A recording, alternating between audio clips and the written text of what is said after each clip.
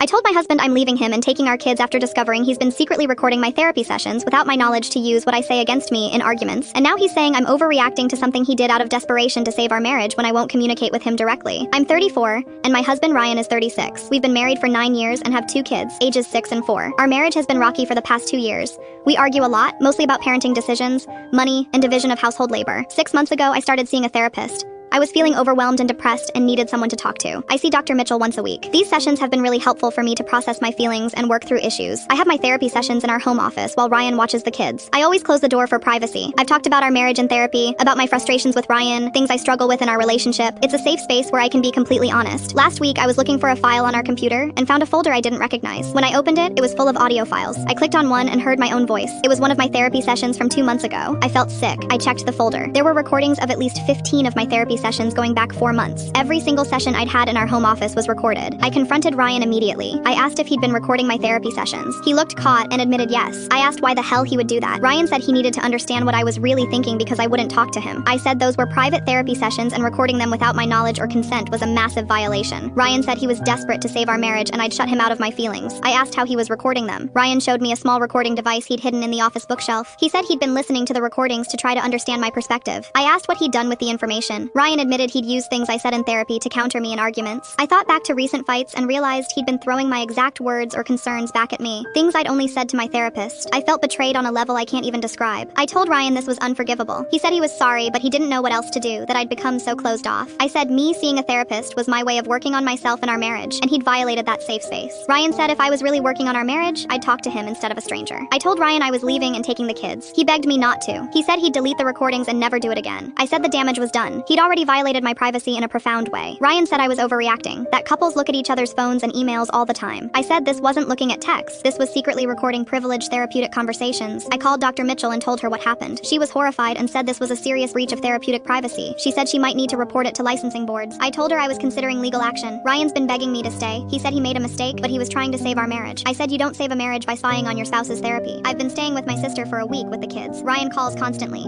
His parents called and said I'm destroying our family over something Ryan did out of love and desperation. My mom completely supports me leaving. My best friend thinks what Ryan did is unforgivable. My therapist says she's never heard of anything like this and it represents a fundamental violation of trust. Ryan sent me a letter apologizing and saying he understands why I'm upset but begging me to try counseling together. I don't know how I could ever trust him again. I keep thinking about all the things I said in therapy. Personal things about my childhood, my body image issues, my fears, my frustrations with him, and he was listening to all of it and using it as ammunition. Am I the asshole?